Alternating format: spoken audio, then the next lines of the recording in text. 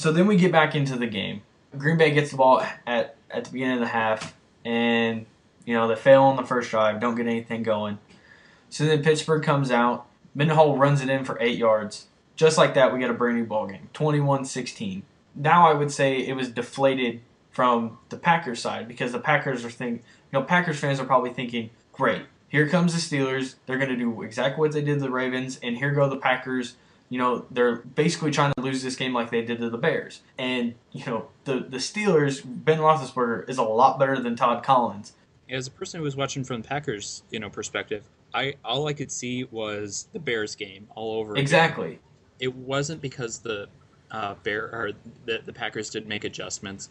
I think it was very, very difficult for them to make adjustments when they lost, not only Woodson. They lost Sam Shields. And so, yes, their secondary was depleted because it seemed like every single pass, somebody was getting hurt on that field, which was a whole other issue in and of itself. And losing Driver. I mean, you're talking about the old guys winning it for the old guys.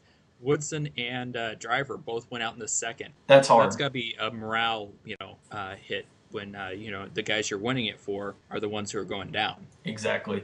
Then the Steelers get the ball back, drive down to the Green Bay 34, and Suisham, 52-yard field goal, wide left, not even close. And it's funny. It was terrible. And, yeah, but the funny part is the first field goal he kicked was barely made. And one of the extra points he kicked, I thought was pretty sure not going to be good. Like, he was so close to the bars, it seemed like every single time he kicked, that this 52-yard field goal attempt that he just blows wide left wasn't that shocking. Like, it almost seemed like it was going to happen regardless at some point in this game. Now, quick question. If you think, Sweezum was looking bad all game, do you think that's the reason they went for the 2-point conversion at the end? I mean, but it also got him within 3. So Green Bay gets the ball back, nothing. Steelers get the ball back, nothing. Basically a dogfight till the end of the third quarter between these defenses. So first play of the fourth quarter, Rashard Mendenhall tries to go up the middle. Clay Matthews meets him. Clay Matthews knocks the ball out of there was two head. guys going on that, but Matthews was the one who really got the solid hit. But Mendenhall got double teamed on that one. Exactly. The Steelers are driving. Trying to get their first lead of the game. It's recovered by Green Bay on the Green Bay 33, and then taken up to the Green Bay 45. So that right there is deflating because it's just like Steelers. You finally get the stride going, and Mendenhall kind of blows it. Next possession, Aaron Rodgers, Greg Jennings, once again for the second time in the game, touchdown pass, 28-17, kind of puts that game away, and that's the feeling. And I felt the same way, and I think a lot of people in the room I was in felt that way, that the game was not out of reach, but it was over. I will say I was excited. I thought that was a shift in the game, but I never count the Steelers out because of the Steelers, history, especially in the fourth. Steelers can always come back on you. And yeah, I mean, there's always that, but I felt like the Packers had so much momentum in this game that put them there. But then lo and behold, Ben Roethlisberger takes his team down and hits Mike Wallace finally 25-yard touchdown pass.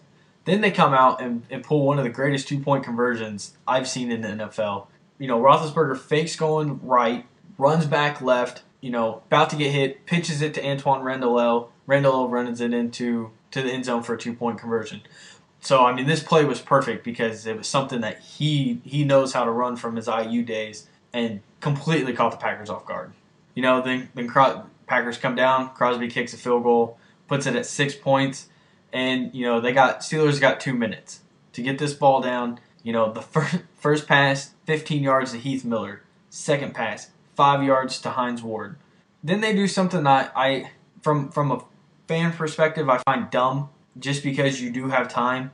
The third pass, Ben Roethlisberger tries to go deep right. I don't know who to. Fourth pass, 3rd and 5. He goes deep left to Mike Wallace. Why is he going deep? You need 5 yards, and all you need to do is just march this ball down the field. Given they had one timeout, I think it was, because they wasted They wasted 2 of them. But you still need to get this ball down there. And I know going to Mike Wallace deep is a good choice, but for the simple fact that you've been picked twice going to Mike Wallace, I think the Packers know who you're going to. I think if they had another timeout, they would have, been able to judge that a little bit better because I think just the clock management would have been far better. So then, 4th and 5 from the Pittsburgh 33. Roethlisberger tries to go, tries to pick up the yards again to Mike Wallace, and they fail. Game over. Aaron Rodgers takes his knees. Celebration time. And in the end, I found it to be a pretty entertaining game. I would say the defenses were good, but I wouldn't say they were great. I think a lot of it, the offensive just made. I think Aaron Rodgers and Ben Roethlisberger made some really bad choices in the game when it came to throwing to certain people, throwing in certain times, and I feel like that slowed the game down a lot because I did hear that some people actually found the game a little boring. Well, I really wouldn't say the game was boring because, you just look at the passing. Roethlisberger threw for 263 yards, 25 of 40. And between the two teams, they threw 5 touchdowns, 3 turnovers. There was a lot of stuff going on in the game. I just don't think there was the big plays that a lot of Super Bowls have. There wasn't that star power that usually we come to expect from the Super Bowl. We were looking for the Steelers to get good long plays off. They did get the one pass award, which was kind of one of the big things. And the Antoine Randall, he was moving the ball pretty well. And I really was thinking the Steelers, with 2 minutes left, we're gonna just march it down the field, and it didn't go like that because they couldn't get the ball where they needed to. So with the end of the game. On a scale of 1 to 10, with 10 being the greatest game ever, 1 being the worst, obviously, what would you give this game? If I was rating this game, there's a lot of things that come in play for that. Number one, this was Rodgers' kind of coronation into the big leagues.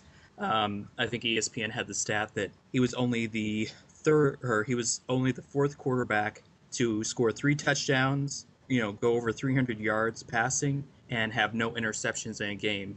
Of the two other quarterbacks who actually won their games, we had Young and Joe Montana. That's a league company to be in. So rating, I'm probably going to give it at least an 8. All right, I'm going to give it a 7, and just for the fact that there were parts of the game that were kind of boring. It was just more. It wasn't a defensive hold. It was more of a offenses just aren't getting it done sometimes, and with the Packers being up 21-3, it looked like a blowout from the beginning. It wasn't really close. It just felt like another game. It didn't. I don't know what it was. The Super Bowl just didn't feel amazing, and I think maybe it's because we've been spoiled with the last couple ones. So in the long run, that's just how I felt. It was a good game. It wasn't a great game. I'll still remember it for a while, but it's not something that I would probably sit down and watch again. It's just it doesn't have that appeal to me.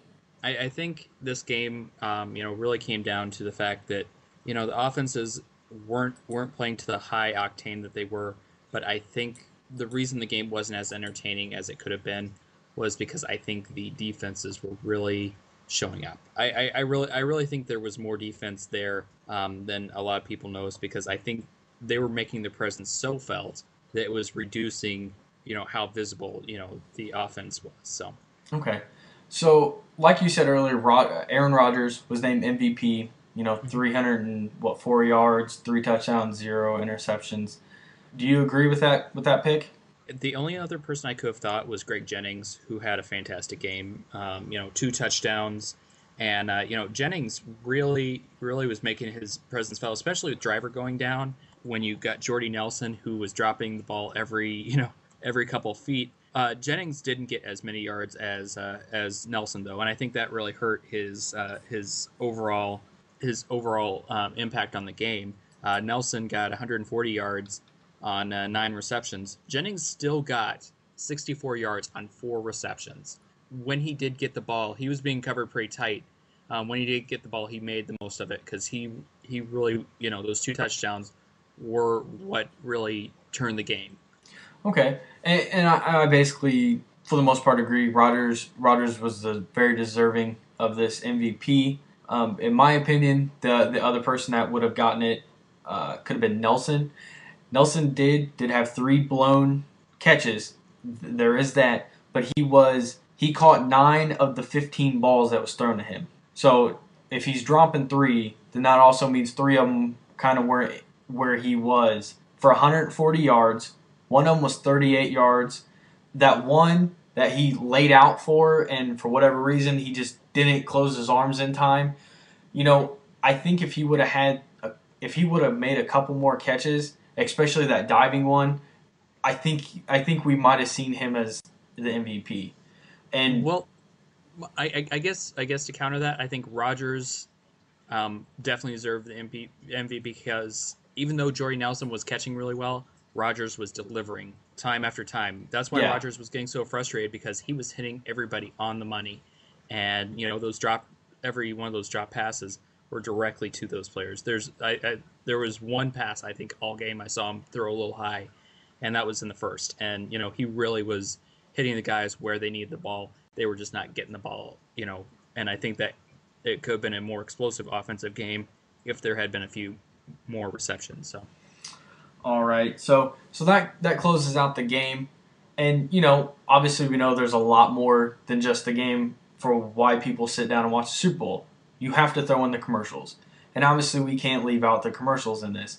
So I told you before the show, what was your favorite commercial? Let's say what was your favorite commercial, and what did you think the worst commercial was? Because I know we both have an opinion on both. So I'll let you go first on this one. It's kind of tied between two of them, and I think we talked a little bit about this. I really enjoyed Vader Kid. I thought Vader Kid was kind of an entertaining commercial. It was kind of cute. It was just something a little bit nice. When most of the commercials this year were negative or really stupid. But the other one was obviously the Doritos commercial, where he's bringing everything back to life. Most of the Doritos commercials, again, I didn't like the dog running to the glass, but I thought that commercial was a really good one. As for the worst one, I'm sick of the GoDaddy commercials. They really need to stop. I don't care if Danica Patrick's on there. I don't care, who you get as your model every year.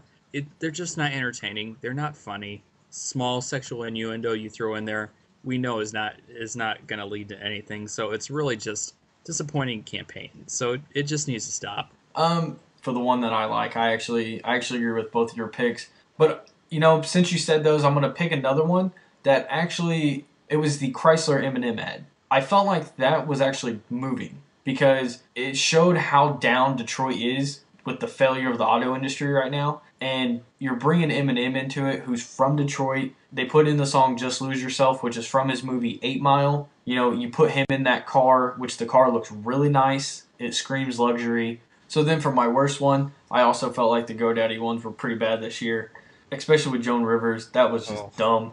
My worst one is actually the Skechers, blowing off a trainer because she has shape-ups. Kim Kardashian, she needs to go away because all they try to do is use sex appeal. But it's like you can find so many better people to do an ad for shape-ups if you really want to. And I think shape-ups look ridiculous anyways.